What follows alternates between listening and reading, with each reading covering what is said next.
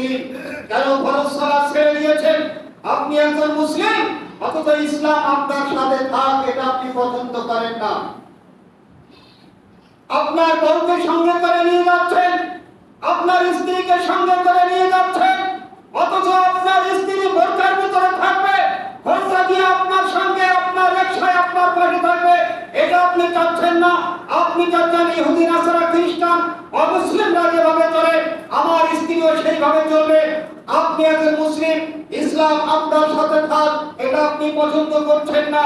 আপনার ছেলের বিবাহ হয়েছে, আপনার মেয়ের বিবাহ হচ্ছে, অথচ আপনি সব কিছু করছেন, টাকা পয়সা খরচ করছেন, অথচ তাদেরকে দাওয়াত করেছেন তাদের কাছ থেকে কিছু অর্থ নেওয়ার জন্য, তাদের কাছ থেকে কিছু জিনিসপত্র নেওয়ার জন্য আলাদা আরেকটা ঘর তৈরি করে সেখানে খাতা কলম নিয়ে বসে আছেন।